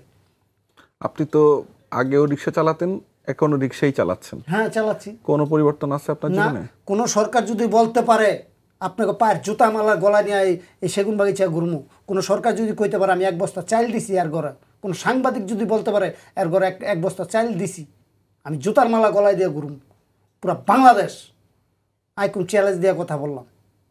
আপনার মতো তো অনেকেই আছে এখানে কোনো কেউ কইতে পারবো গরিব মানুষের দিকে তাকাইছে? গরিবের রক্ত চুষা দিয়ে এই বিল্ডিংটা তৈরি হয়েছে। গরিবের দিকে আপনারা দেখবেন না? যারা বিল্ডিংটা তৈরি করে দিয়ে গেছে তাদের উসিলাই তো আমরা এখানে আয়া বসছি। তারা যদি না করে দিত, অবশ্যই তাদের রক্ত ঝরছে না এই বিল্ডিং, অবশ্যই রক্ত পানি হয়ে ঘাম হয়ে বেরিয়েছে। এই বিল্ডিংটা পড়ছি, তাদের দোয়া আছে না? তারা তো গেছে, কে কোন জায়গায় গেছে এটা তার আমরা জানি না। এরকমই ভাবেন, আমাদের প্রয়োজন শেষ, ছুঁড়া ফালাই দিছি। এই যেরকম টিস্যু দিয়ে মুখ মুছলাম ফালাই দিলাম, এরকম মনে করেন গরিব মানুষের টিস্যু দিয়ে মুখ মুছলো ফালাই দিছে, শেষ, ক্লিয়ার। নূর ভাই, আপনার মতো তো শ্রমজীবী এবং প্রান্তিক জনগোষ্ঠীর অনেক মানুষ আছে। আপনি আমাকে এই প্রোগ্রামটা শুরু হওয়ার আগে, তুমি কে আমি কে শুরু করার আগে আপনি আমাকে বলতেছিলেন এলিট ক্লাস নিয়ে কিছু বলতেছিলেন। আপনার এই বিষয়ে খুব ভালো একটা ধারণা আছে, আপনি চাইলে বলতে পারেন এই বিষয়ে। কার কাছে বলবো আমি? এই যে আপনি বলতেছেন হচ্ছে দর্শকের কাছে। দর্শকের কাছে? দর্শকও বেইমান। যেদিনকে আমি ছেলেটারে নিয়ে গেছিলাম, কেউ তো একটু আসলো না, 1 গ্লাস পানি খামু, যে ওই মুহূর্তে যে আমি কি অবস্থায় আসছিলাম, একমাত্র উপর আল্লাহ ছাড়া জীবনটা আমার চলে গেছে। আমি যে বলছি আছি লুঙ্গির ভিতরে ডাইরেক্ট প্রস্রাব করে দিছি, এখানে পর্যায়ে আমি কাঁপতে কাঁপতে আইছি।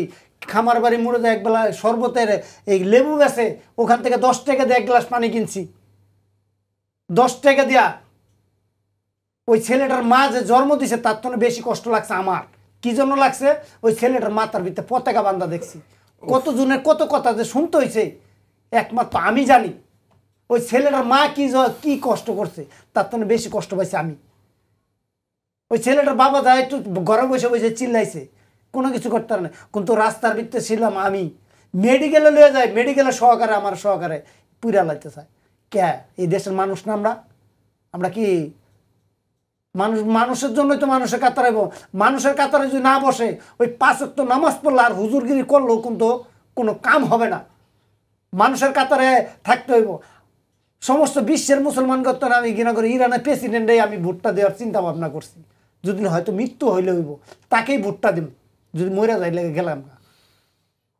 তার মতো নেতার কখনো এই প্রজন্ম আমরা আগের থেকে জানি ইরান আমগো মনের একটা টান আছে, ভিতরের একটা টান আছে, সেই যে সারা বিশ্বের মুসলমান করে আগ্রহে ধরে রাখছে। এছাড়া কোনো সরকার পারছে?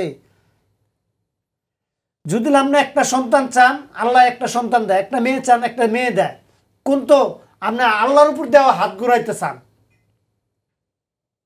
কিন্তু এই জিনিসটি ভালো না। যদি মানুষ রূপে থাকতে চায়, এখানে হিন্দু আছে, খ্রিস্টান আছে, মুসলমান আছে, তারা কি বাইরের থেকে আইছে? আপনি দেখেন, আপনি এখান থেকে আপনি আমার পিছে আপনি বসবেন, আমি আপনারা নিয়ে যাবো, সমস্ত বাংলাদেশ ঘুরায় দেখামু। দেখেন ভাই, তার কাটার বেড়াতে দিয়া দিছে ওই পাশে, আমরা ওই পাশে যাইতে পারি? অগরটা কি আইতে পারে? আমগো 10 পয়সা আমার বাংলার মানুষ থেকে আরো দেয়, কিন্তু অগরতে নিতে পারে না, 10 পয়সা ছাড় দেয় না ওরা। আমি জানি না আপনি কতটুকু ঘুরছেন বাংলাদেশটা, আর আমি কতটুকু ঘুরছি ছোট হইয়া। আল্লাহ পাকি ঘুরাইছে। আপনি অনেক বড় মানুষ, আমি আপনার তুলনায় একদমই নগণ্য। বলেন। আমি যতটুকু ঘুরছি, আল্লাহ 64টা জেলায় ঘুরাইছে। আমি কিন্তু কাজ জানি। আমার মূলত আমি ড্রাইভার, ডিস্ট্রিক্ট ড্রাইভার। কিন্তু কোথাও ওই ড্রাইভাররা মনে করেন কেউ সাথে কথা বলে না, চুপচাপ ওর বাবা চালায়, চুপচাপ থাকি, কেউ সাথে কথা বলারও দরকার পড়ে না। ওই যে আপনার আগে বলছি, প্রয়োজন পড়লে আসেন, না প্রয়োজন পড়লে ছুঁড়া ফালাই দেন। এই পর্যায়ে হয়েছি। কি জন্য? এর লেগে তো কইছি কেউ কাছে আপনার তো আমি ফার্স্টে বলছি আমি আসতে পারবো না, আবার পরে দিতে আবার দেই যে আপনার 2 দিন ধরে ফোন, তখন আমি চলে আসছি। কি জানো আমরা এবং মানুষের আপনি কথা। আপনার রুটি রুজি আজকের দিনও আপনার রিক্সা চালানোর কথা ছিল, জি আপনি সেটা ফেলে চলে আসছেন। জি জি, আপনাকে আমি ধন্যবাদ। এখন কেউর কাছেও আমি যাইতে চাই না। এই দেশের মানুষ যে কিরকম আমার ভালো করে বোঝা হয়ে গেছে। সেজন্য আমার বউ বলছে তুমি যাই লাভটা কি তোমার, তোমার ওই যে সুনের ঘরেই থা, এই সুনের ঘরেই বালা, আমার ওই দালান গুড়ার দরকার নাই তো, দালান গুড়ার দরকার নাই তো। সরকার যে দিবে, সরকার আসে যে আমরা না খাই মরমু তা না। আচ্ছা কতদিন হয়ে গেছে? একটা বছর না? জি, একটা বছরের মধ্যে কি কেউ কি আমাদের দিকে দেখছে? কেউ কি 1,000 টাকা 500 টাকা দিয়ে দেখছে? অদক্ষ বানায় লাইলেন একটা মানুষরে আপনারা। উপরের লেভেলে এসির তলা বইয়া মানুষ হয়নি তো, আমরা গাড়ির চাক্কা দুইয়া মানুষ হয়েছি। দেখবেন 1020 চাক্কা আর রিস্কার চাক্কা এক সমান। একটা প্রাইভেটের লগে আর রিস্কার লগে মিলাইব না, একটা ট্রাকের লগে রিস্কার লগে মিলাইব না। কিন্তু যাত্রা যে সেই বুঝে। সেজন্য আল্লাহর রহমতে, আল্লাহ ছাড়া আমগো আর কেউই নাই। মরে গেলে কে জানাজা দিব, কে কি করবো, এটি দেখার মোশন আমগো সময় নেই। কোন ইমাম সাহেব দিব না দিব ওই আশা থাকি না আমরা। আমি পোলায় থাকি না। আমার যে আল্লাহ বাংলার মাটিতে জন্মগ্রহণ করাইছে সেই আল্লাহ ভালো বুঝে আমার কোথায় রাখবে, সেটাই সেই ভালো বুঝে। এছাড়া আমি আল্লাহ ছাড়া আমি কেউ কোনো মানুষের এই বিশ্বাস করার মনে করেন আমি অতীত হয়ে গেছি। এখন বর্তমানে আমি যে কেউর কাছে যে মূল্যায়ন পাবো, আমার কি আছে আপনি দেখেন, আমার ব্যাকগ্রাউন্ডটা কি আছে আপনি সেটা দেখবেন না। না দেখে তার আপনি আমার একটা জিনিস কাজ করে দেন। কোন উকিল করবেন, কোন ম্যাজিস্ট্রেট করবেন, আমি প্রস্তুত। সব জায়গায় পাইছি, কোনো জায়গায় বাদ নাই, এমন কোনো জায়গা নাই সত্যের বাদ নাই। এটা লিখিত নিম্ন, আমি এক কলমে, সত্যের কখনো বাদ নাই। আপনারা যদি বলি নদীর ওই পার গেছেন, আপনার মায় তো মৃত্যুর লয়ে বান্ধা লাগতেছেন, অন্ত আপনি তো যাইতে পারতেছেন না। আপনার সাঁতর জানলে না ওই ভাঙ্গে চুরে যাবেন নদীর ওই পার। আমি নৌকা টোকা কিছু লাগবো না, আমি হাতরাই পাড়ি দিব। আপনার মার কাছে যাইতে হইলে, বাবার কাছে যাইতে হইলে আপনি তো তাই করবেন না। আপনার মা মারা গেলে, অসুস্থ হয়ে গেলে আপনি যাইতে হইব না। এরকমই ভাবে বুঝছেন। ফুলছড়ি ঘাটটা পাড়ি দিতে এত সোজা মনে করেন না। আমি পদ্মাও পাড়ি দিছি, যমুনাও পাড়ি দিছি, করতও পাড়ি দিছি, ব্রহ্মপুত্র পাড়ি দিছি। আল্লাহর রহমতে সাঁতর জানি। নদীর মাঝখানে যায় যে অর্ধেক পথে যায় ডুববা মরে যাবো তা না, কষ্ট হইলেও আমার পাড়ি দিতেই হবে। চমৎকার। কষ্ট করে হলেও পাড়ি দিতে হবে, অর্ধেক পথে মরে যাবেন না, কারণ আপনার সাথে আপনার আল্লাহ আছে। সেজন্য আমি যে এত জনগণ দেখলেন, এত পুলিশ দেখলেন, মাঝখানে আমি একা। এই যে এই সাতটা এটাই তো বুঝতেন। পুলিশ ঘেরাও দিয়ে লাইছে, লাল সবুজের পতাকাও বানায় লাইছে। এগরে কি করবেন? এরা কি একলাই দোষী? আর কেউ দোষী নাই? এক হাতে কখনো তালি বাজে না ভাই। খুব ভালো পয়েন্টে আসতেছেন, বলে যান। এক হাতে কখনো তালি বাজে না। খালি পুলিশের দোষ দিবেন, কিছু হলে জনগণ দোষ নাই। আপনি যে 12 হাত 24 হাত রাস্তা 13 হাত দিয়ে দখল করে বয়ে রয়েছেন, এখনো পর্যন্ত চোখ দিয়ে দেখাই দিন। এটা কি গভর্নমেন্ট দেখে না? চোখ দিয়ে দেখে না? রাস্তাটা একটু বড় রাস্তাটা বানায় ফুটপাথ সব কিছু দখল করে আপনারা খাইতেছেন। চাঁদাবাস আমরা, সন্ত্রাস আমরা কষ্ট করে খামু। একটুখানি যে জায়গা নিচে পরের দিনকে তো চাঁদা দিয়ে দিতেছে আপনার চোখের সামনে। তো আপনারা ভয় পায় কথা কর। এই যে আপনি দেখেন বেগুনবাড়ি দুই পাশে রাস্তার রিস্ক গাড়ি রেখে আর কি করছে, রাস্তা কথা নেই। একটা ডিস্ট্রিক্ট গাড়ি, বড় গাড়ি যে যাবে মানুষের উপর দিয়ে দেবো, আপনি চোখ দিয়ে দেখেন। আবার ফার্ম গেটটা দেখেন, ফুটপাথটা কি অবস্থা করছে। গুলিস্তানে যান না, রাস্তাটা কত বড় আসছিল, রাস্তাটাই ছোট করছে। একটা মানুষ তো একটা যাইতে পারে না। তা আমরা কি স্বাধীনতা পাইলাম? সত্যি কথা কেউ কইতে ডরায়, আমি কিন্তু ভয় পাই না। মৃত্যু আল্লাহর হাতে, জীবন মরণ উপর আল্লাহর হাতে। কার পকেটের টাকা কাপড়ের কাপড় আছে আমি সেটা ভয় করি না। আমি সবচেয়ে কাপড়ের কাপড় চিন্তা করি আমার মায় কোন সময় দিব আমার কাপড়ের কাপড়টা। কাপড়ের কাপড় পকেটের টাকা রাখকেই লইছি, মরে গেলে জামগা, কোনো দুঃখ নাই। ধন্যবাদ। একদম শেষে একটা প্রশ্ন করব। আপনি যেখানে শেষ করলেন এখানে ধন্যবাদ, খুব চমৎকার কথা বলছেন। শেষ কথাটা যে আপনার মা আপনাকে কখন কাফনের কাপড়টা দিবেন সেটার অপেক্ষায় আপনি আছেন, পকেটে কাফনের টাকাটা অন্তত আছে। ওকে, আপনার কাছে একটু ফিরতেছি শফিক ভাই, মাওলানা শফিক ভাই।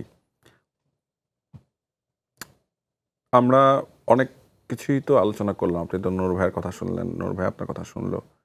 নূর ভাইয়ের কথা কেউ আসলে ফেলে দিতে পারবে না। আমার বিশ্বাস আমাদের দর্শক প্রতিটা কথাই বুঝতে পারবেন কি বলেছেন। উনি কোনো কঠিন কোনো কথা বলেন নাই, কিন্তু যে কথাগুলো বলেছেন এগুলো যদি একটু মন দিয়ে শুনেন, বোঝেন, তাহলে দেশের জন্য ভালো। কারণ আমাদের জনগণকে আসলে সচেতন থাকতে হবে যে কিভাবে চলছে, কারা দেশটার সিস্টেমটা নষ্ট করছে, এবং পরবর্তীতে যেন আর কোনো স্বৈরাচার এরকম সাহস না পায়। সেই জন্য নূর ভাইদেরকে আমাদের রেসপেক্ট করতে হবে, আপনাদেরকে আমাদের রেসপেক্ট করতে হবে, কথা শুনতে হবে, বুঝতে হবে, অন্তর ধারণও করতে হবে। আচ্ছা, এবার আমি আপনাকে একটা শেষ প্রশ্ন করছি। সেটা হচ্ছে, এমন কিছু কি আছে আপনার যেটা আমি প্রশ্ন করি নাই কিন্তু আপনার বলতে ইচ্ছা করছে?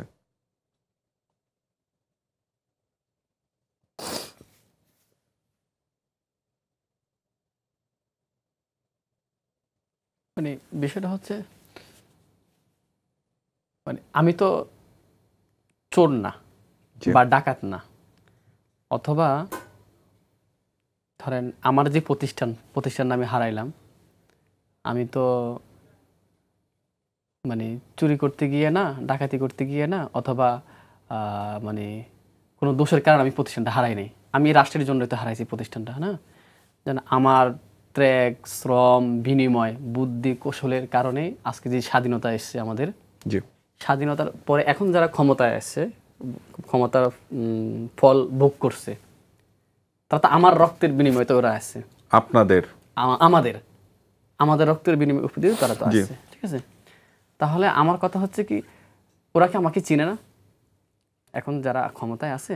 আমি তো কথা বলার সময় যখন গতকাল আপনাকে খুঁজছিলাম ফেসবুকে পোস্ট দিয়ে, তখন তো আমি দেখলাম আপনাকে বিএনপিও চিনে, জামাত ইসলামও চিনে, আপনাকে এনসিপিও চিনে, সবাই চিনে, না শুধু চিনি না, সাধারণ মানুষও চিনে। আচ্ছা, এমনকি রাষ্ট্রের বর্তমান প্রধান উপদেষ্টাদের মধ্যে ধরেন এক সময় যারা এখন যারা ধরেন কি কয় রাষ্ট্রের উপদেষ্টা যারা এখন, হ্যাঁ, বিভিন্ন মন্ত্রীর মতো মন্ত্রণালয়ের দায়িত্বে আছে, ওদের সাথে একসময় আমরা চা চক্র করতাম, বাতি করে বিভিন্ন বই আড্ডা দিতাম, বা দেখা হইতো, সালাম বিনিময় করতাম, ভাই বলতাম, এখন স্যার বলতে হয় আর কি। তখন ভাই বলতাম, এখন স্যার বলতে হয় আর কি। অথবা দেখা গেছে জুলাই আন্দোলন আমরা একসাথেও ছিলাম। হ্যাঁ, এটাও একটা খুব ইন্টারেস্টিং বিষয়। আমার কাছে যে রেসপন্স আসলো, প্রত্যেকটা দলই দাবি করলো আপনি তাদের সাথে আছেন। হ্যাঁ, মানে আপনি আসলে বাংলাদেশপন্থী প্রতিটা দলের সাথেই আসলে আপনি আছেন, এবং তারা মনে করে আপনি তাদের লোক। বলেন। এখন আমার কথা হচ্ছে, আমি তো তারপরে আপনার এই অবস্থা, বলেন। তারপরে আমার এই অবস্থা একটা বছর। এখন সমস্যা হচ্ছে কি, যখন দেখা হয় সবাই, আরে শফিক, তোমার এই বিষয়টা আমি জানি, খুব তুমি খুব কষ্ট করতেছো, কি করা যায়, দেখা যাক কি করা যায়। ধরো সরকারি উপদেষ্টা থেকে কয়েকজন মন্ত্রী বা মন্ত্রণালয় থেকেও আমাকে ফোন করছে, বা দেখা যায় কি করা যায়, বা একটু সময় নাও। তো দেখা যেতে যেতে আজকে 1 বছর হয়ে গেছে। অমুক ভাই দেখা হয়েছে, শফিক ভাই দেখা যায় কি করা যায়, কইতে তো মোটামুটি 1 বছর পার হয়ে যাচ্ছে। তো তাদের খাবার দাবার, তাদের সংসার, সাংসারিক জীবন সব সুন্দরে চলতেছে। মানে আমি শফিক শুধু নিরাপত্তাহীনে আছি, নিরাপত্তা ভুগতেছি। আমার এখন তারা প্রতিষ্ঠান চালু করতে পারি নাই, আমার এখন এই শহরে বাসাও নিতে পারি নাই আমি, ঠিক আছে? তো এখন আপনি একটা হোস্টেলে থাকেন আরেকজন ভাইয়ের সাথে কষ্ট করে, এবং আপনার লজ্জাও লাগে। আমি আপনার একটা ইন্টারভিউতে দেখলাম যে আপনি বলছেন যে আমার খারাপ লাগে এই মানুষটার কাছ সাথে থেকে টাকা পয়সা নিয়ে চলতে। বলেন। হ্যাঁ, তো এখন মানে ওরা তো আমার বিষয়গুলো জানে। তো 1 বছর সময় লাগে না আমার এই সমস্যাটা সমাধান করে দিতে, তারা চাইলেই মানে একটা কিছু করতে। কিন্তু আমি যেটা বুঝলাম 1 বছর, আমি এখন আর মন চায় না যে কারো কাছে যাওয়া, নিজেকে মানে এই মোটামুটি 1 বছর দৌড়াদৌড়ি করার পর নিজেকে অনেক ছোট করে ফেলছি, ঠিক আছে? আপনি দেখবেন, আপনি যখন ব্যক্তিগত কোনো বিষয় কারোর সাথে শেয়ার করবেন, পরবর্তী আপনাকে একটু ছোট লাগবে, কেন আমার এই বিষয়গুলো তার সাথে বলে ফেলছি, ঠিক আছে?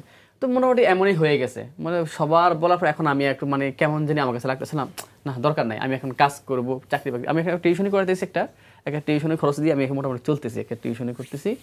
তো অথচ 1 বছর আগে আমার প্রতিষ্ঠান, পরিবার, মাদ্রাসা সবকিছু সব সুন্দর ছিল, গোছালো ছিল। এমনকি আমার এই প্রতিষ্ঠানে জুলাই আন্দোলনে ছাত্রদল বলেন, শিবির বলেন, বা জামাতের লোকগুলো কিন্তু আশ্রয় গ্রহণ করছে, খাবারও খাইছে আমার এই প্রতিষ্ঠান থেকে। অথচ এই প্রতিষ্ঠানটাই এখন বন্ধ, তাদের কোনো খবর নাই এখন। ভাই, আমার বাংলাদেশপন্থী যতগুলো রাজনৈতিক দল আছেন, সবগুলো রাজনৈতিক দলের কাছে একটা বিনীত অনুরোধ, আপনারা যারা এইখানে আশ্রয় গ্রহণ করছেন, আপনাদের জীবন বাঁচাইছেন, তার মাদ্রাসায় যে মানুষগুলো যারা বিভিন্ন দলের, আপনারা কি বুঝতে পারছেন আপনারা যে একটা বিশাল বড় অপরাধ করছেন? এই মানুষটার ওই প্রতিষ্ঠানটা যেখানে আপনারা জীবন বাঁচিয়েছেন, সেই প্রতিষ্ঠানটা বন্ধ, আপনারা কোথায়? আপনারা হারাই গেলেন। এই মানুষটাকে তো আমি গতকাল চিনেছি, আজকে উনি আমার সাথে একদিনের মধ্যে 24 ঘন্টার কম সময়ের মধ্যে আমি তাকে নিয়ে আসছি। আমার সাধ্যে যতটুকু করার আমি করেছি। আমার কাছে মনে হয়েছে এই কৃতজ্ঞতা বোধ আমার থাকা উচিত তার প্রতি, জুলাই যোদ্ধার প্রতি, এবং সেটা আমি করার চেষ্টা করেছি। আমার এতটুকুই হয়তো করার, বা যতটুকু করার আমি করব। কিন্তু আপনারা কি করছেন? আপনারা তো জীবন বাঁচানোর জন্য এই মানুষটাকে ব্যবহার করেছিলেন, এই মানুষটার জায়গাটাতে গিয়েছিলেন, সেই জায়গাটা এখন নাই, সেই মাদ্রাসাটা এখন নাই। আপনাদেরকে ভাই একটু লজ্জা করে না? একটু লজ্জা করা উচিত বলে আমার মনে করি, এবং দায়িত্ব সহকারে তার পাশে দাঁড়ানো উচিত। বলেন ভাই। কিন্তু আমি যখন বারবার রাষ্ট্রের মানে গুরুত্বপূর্ণ ব্যক্তিদের সাথে কথা বলি বা দেখা হলে তখন আমাকে মানে সহানুভূতি দেখায়, ঠিক আছে, ভাই শফিক তুমি আইসো আমার অফিসে বা অমুক জায়গায় আসো দেখা করবে। কিন্তু আমি যখন অফিসে যাওয়ার চেষ্টা করি, আমি যেটা দেখতেছি আসলে মানে আমরা তো খেটে খাওয়া মানুষ, সাধারণ মানুষ। একজন শিক্ষক তো এত গুরুত্বপূর্ণ কেউ না, ঠিক আছে। ধরেন সচিবালয়ে আপনাকে যেতে হলে আপনাকে এলিট হতে হবে, মানে এলিট শ্রেণীদের জন্যই তো সচিবালয় না। আমি কেন ঢুকতে পারি না? মানে আমাকে ঢুকতে হলে কেন আপনি ঢুকতে পারবেন? আপনি তো এই দেশের নাগরিক, কিন্তু আপনার ঢুকতে খবর আছে। হ্যাঁ, সত্যি কথা। দিচ্ছে না তো, ঢুকতে দিচ্ছে না। ঢুকতে দিচ্ছে না? না, পাস লাগবে। পাসটা আমাকে কে আপনি দিবে? কার সাথে দেখা করতে চান? এখন আমার এই বিষয়গুলো জানা, আমাদের ছাত্র উপদেষ্টা দুজন আছে, তাদের সাথে আপনি দেখা করতে চান? হ্যাঁ, তারা তো আমাদের এই তাদের সাথে সমস্যাগুলো বসে solve করবে। কথা বলতে চান? তারা তো আমাদের প্রতিনিধিত্ব করবে। আমি অনুষ্ঠানের মাধ্যমে ছাত্র উপদেষ্টা যারা আছেন অন্তত একদম স্পেসিফিক ভাবে তারা উনি রিকোয়েস্ট করেছেন, আপনারা যদি জেনে থাকেন, দেখে থাকেন, দয়া করে তার সাথে দেখা করবেন প্লিজ। তো এখন দেখা গেছে ওইখানে মানে আমি যে আমার সমস্যাগুলো বলবো বা জানাবো যে আমার এই সমস্যাটা, তো এখানে গেলে এখন আমাকে বিশাল জার্নি ঘুরতে হয়। এমন একটা প্রসেস দেখা যাচ্ছে কি, মানে অনেকের সাথে কি করতে হয়, লোভিং করতে হয়, ভাই আমাকে একটা পাস নিয়ে দেন বা এইভাবেই করেন। বা তাহলে আমার কথা হচ্ছে যে এই যে যেই কারণে আমি আন্দোলন করেছি, যে কারণে এই সংগ্রাম করে এই খুনি হাসিনাকে দেশ থেকে পালিয়ে যেতে বাধ্য করলাম। নূর ভাইয়ের উপর একটু ক্যামেরাটা দেখাবেন, কারণ উনি হাসতেছেন যেভাবে, এই হাসিটা আমার কাছে খুব ইন্টারেস্টিং লাগতেছে। আপনার কথা শুনতেছেন আর উনি হাসতেছেন। হ্যাঁ, আমি ওনার দিকে তাকাচ্ছি, নূর ভাই প্রায় হেসে দিচ্ছেন। নূর ভাইকে একটু ক্যামেরাতে দেখাবেন। নূর ভাই এখন নিচে মাথা নিচু করে হাসতেছেন। তাহলে এই যে মানে খুনি হাসিনাকে দেশ থেকে পালিয়ে যেতে বাধ্য করলাম আন্দোলন, যে সাধারণ মানুষগুলা, রিক্সা চালক, শ্রমিক, খেটে খাওয়া মানুষগুলাকে যে অ্যাঙ্গেল করলাম আন্দোলন, ওদের বিনিময়ে তো আজকে আমরা পরিবর্তন হলো। তো আমি ভাবতেছি আদৌ কি কোনো পরিবর্তন হয়েছে? কোনোই পরিবর্তন হয় না। একজন শ্রমিক, খেটে খাওয়া মানুষ, রিক্সা চালক যদি সচিবালয় তার সমস্যার সমাধান দেওয়ার জন্য একজন মানে মন্ত্রীর সাথে দেখা না করতে, উপদেষ্টার সাক্ষাৎ না করতে পারে, ঠিক আছে, তাহলে তার মানে কি? হ্যাঁ, হবে। মানে এই রাষ্ট্র চাচ্ছে আমাকে এলিট বানাবে। আগে আমাকে শফিককে এলিট বানাবে, এলিট বানানোর পরে তারপর আমি রাষ্ট্রের সুযোগ। আর যদি এলিট না হন, না হলে তো এই যে এখন আমি 1 বছর রিস্ক করতে পারতেছি না। জুতার তলি 3টা ক্ষয় করেন, জুতা 3 জোড়া ক্ষয় করেন, তারপরে দেখা করতে পারবেন। বিষয়টা তো এমনই। আমার শফিকের যদি আমি ফ্রন্ট লাইনে না, আমি ধরেন ওই সময় প্রাইভেট ইউনিভার্সিটির দাবি কেন্দ্রিক আন্দোলন করে বা আমার একটা কমিউনিকেশনও ছিল সবার সাথে, ঠিক আছে, এখনও আছে, নাই যে এমন না। আমি যদি এতটা ভূমিকা রাখার পরেও যদি রিস্ক করতে না পারি, ঠিক আছে, আমার সমস্যার সমাধান না করতে পারি, যারা খেটে খাওয়া মানুষ, শ্রমিক, কৃষক, হ্যাঁ, মানে অজপাড়া গায়ে যারা যে সমস্যা ভুগতেছে, এই লোকগুলা কি অবস্থা, আর কতটা ভয়াবহ অবস্থা ওদের। এই যে প্রোগ্রামটাতে আসলেন, এই যে অনুষ্ঠানটাতে আসলেন, আপনার কাছে আপনার কি মানসিকভাবে মনে হচ্ছে যে আপনি আপনার সব কথা বলতে পারলেন? মোটামুটি সব কথা বলতে পারছেন? মাদ্রাসায় বিষয়টাই ফোকাস। বলেন। মাদ্রাসায় বিষয় তো এটাই বললাম। আপনি বলতে পারছেন মনে হচ্ছে? আর কিছু বলার আছে আপনার? আপনি চাইলে বলতে পারেন, আপনি যা বলতে চান বলতে পারেন। এই প্ল্যাটফর্মটাই আমি করেছি, এই কাজটা করার মূলত এটা আমি হোস্ট করি না, আমি কোনো প্রেজেন্টার না, আমি কোনো প্রফেশনাল মানুষ না এই ব্যাপারে। হ্যাঁ, আমার অন্য প্রফেশন আছে, আমি নির্মাতা। হ্যাঁ, সো আমি অনলাইন অ্যাক্টিভিস্ট বা অন্য কিছু, হ্যাঁ, বা সাধারণ একটা মানুষ, নগণ্য মানুষ। বিষয়টা হচ্ছে আমি প্রোগ্রামটা করেছি এই কারণেই, এই আপনাদের মতো মানুষদের জন্যই। আপনাদের কথা আছে অনেক, যে কথাগুলা অনেক অভিযোগ আকারে আমার কাছে আসে। অনেক সময় অনেকে বলে, ভাই এটা হচ্ছে না, ওটা হচ্ছে না। আমার তখন খুব অসহায় লাগে, সাফোকেটেড ফিল করি। তা আমার কাছে মনে হলো ঠিক আছে, তাহলে আমি করব এই অনুষ্ঠানটা। এই চ্যানেলের কর্তৃপক্ষের সাথে আমার আলোচনা হচ্ছে, যদি তারা আমাকে আনকাট করতে দেয়। তো এই জন্য এখানে কোনো টাইম নেই। এখানে সবাই জানে যে এই প্রোগ্রামের যারা এখানে বিহাইন্ড দ্য সিনে কাজ করছে, এখানে যারা দেখতেছেন, ক্যামেরাম্যান যারা আছেন, এখানে যারা পিসিআরে যিনি বসে আছেন, প্রডিউসার, তারা সবাই জানে এখানে টাইমের কোনো ইস্যু নাই। আপনি চাইলে বলতে পারেন, আমি আবারও বলতেছি, কিন্তু বলে যান। আমি জানি না আপনাকে আর এইভাবে কেউ আনলিমিটেড টাইম দিবে কিনা, কিন্তু এই সুযোগটা কাজে লাগাবেন। যদি বলার ইচ্ছা থাকে বলবেন, নূর ভাই আমি আপনার কাছে আসতেছি, আপনি একটু ভাবেন। শেষ প্রশ্ন আপনার কাছে আসলাম, ওই যে সেম প্রশ্নটাই, একই প্রশ্ন, সেটা হচ্ছে আপনার কিছু বলার আছে শেষ, যে এটা আপনি বলতে না? আমি বলতাছি, প্লিজ বলেন। আমার বাবা আগে যেরকম ব্রিটিশ পিরিয়ডে লেখাপড়া ছিল, তখনকার আমলে কিন্তু বিএ পাস ছাত্র আমার বাবা কিন্তু প্যারালাইসিসের প্রতিবন্ধী, আমার মা এখন তো অ্যাক্সিডেন্ট হওয়া প্রতিবন্ধী। আমার এই দুইটা হাত দিয়া না হলেও আপনি যাচাই করে দিবেন, আল্লাহর রহমতে আমি কেউ কাছ থেকে ঠিক মতন এক কাপ চা ঠিক মতন খাইতে চাই না। যদি আপনার মন খুশি করে খাওয়ান তাইলে খাবো, আর যদি কোন মুখটা কালা করে দিছেন, তোর চা তুই খা, আমি গেলাম গা। আমারটা আমি, এটা আমার ধারণা। কিন্তু আমি ওই ভিতরে খুব রাখা, ভিতরে খুব রাখা যে আমি কথা বলবো তা বলতে পারবো না।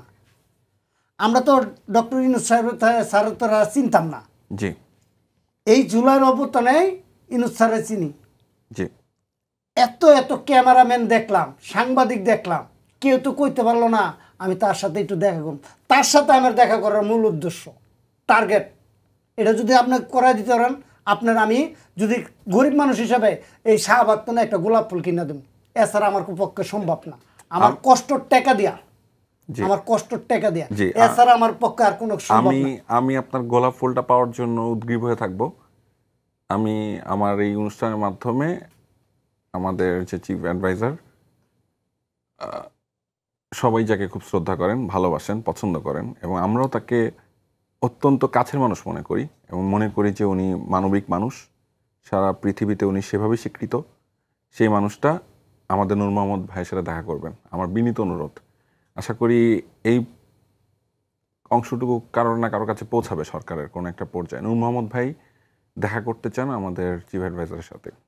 আমি এমন কোনো সাংবাদিকের টিভি চ্যানেল নাই যে না বলছি, আমি শেষ প্রোগ্রামটাই আজকে বলতাছি এখানে বৈশা, আমি তার সাথে একটু দেখা করুন, তার সাথেই আমি ওইভাবেই যাব, ওই পোশাক নিয়েই যাব, যেখানের স্কার্টের ছবিটা দেখছেন, ওই জুতা ওই ইয়াফিন দেয়, তার কাছে আমি যাব।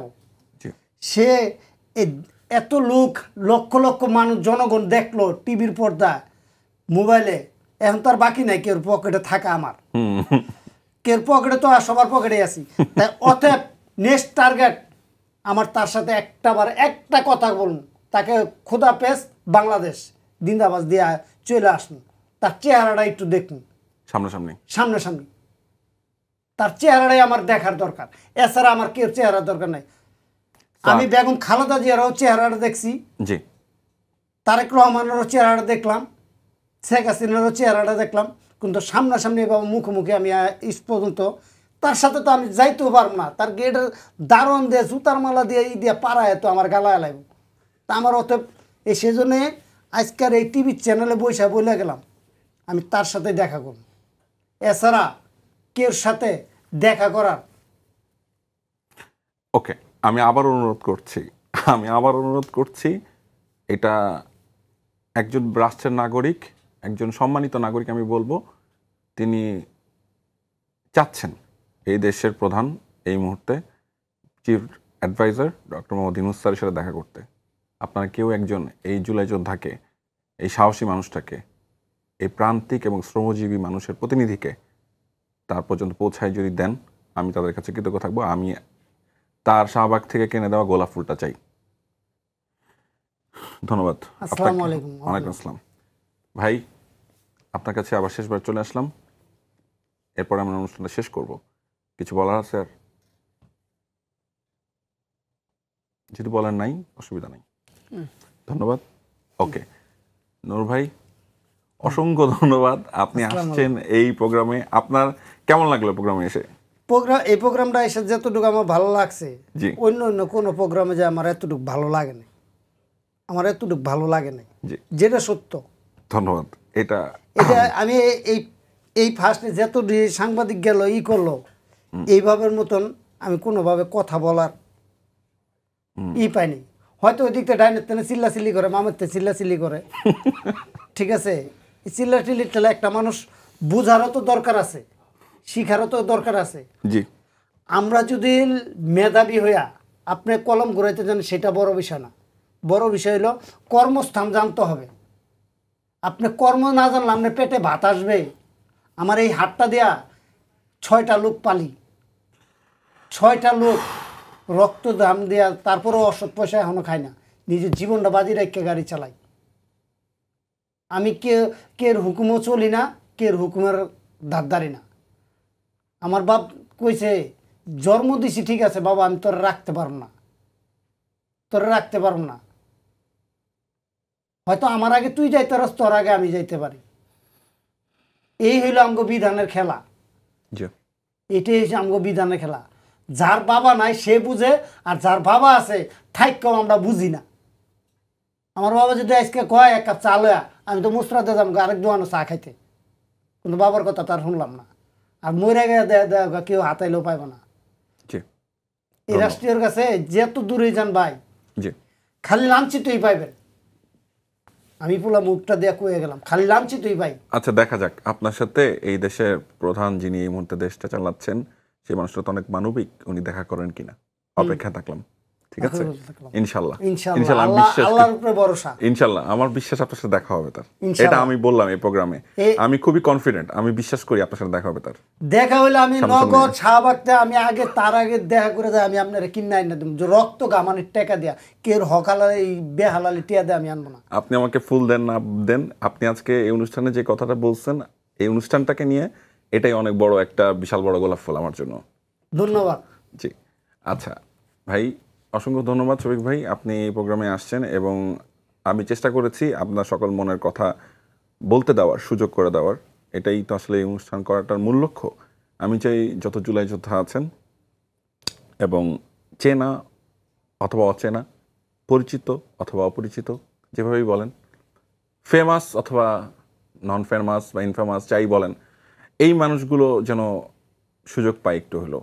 আমার ক্ষমতা অতি নগণ্য, কিন্তু যতটুকু নগণ্য ক্ষমতা আছে তার সর্বোচ্চটুকু ব্যবহারটা আমি করতে চাই আপনাদের জন্য।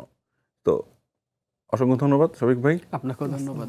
জি, আসসালামু আলাইকুম ভাই। আসসালামু আলাইকুম দর্শক, শুনলেন তো প্রোগ্রামটা, এই অনুষ্ঠানের কথাগুলো, নূর ভাইয়ের কথা, শফিক ভাইয়ের কথা, অনেক আক্ষেপের কথা ছিল, অনেক কষ্টের কথা ছিল, কিন্তু শেষ পর্যন্ত তাদের মুখে একটা হাসি ছিল।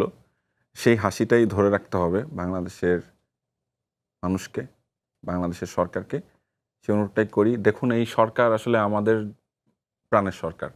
প্রতিটা বাংলাদেশপন্থী দল, প্রতিটা বাংলাদেশপন্থী মানুষ এই সরকারটাকে ক্ষমতায় বসিয়েছে।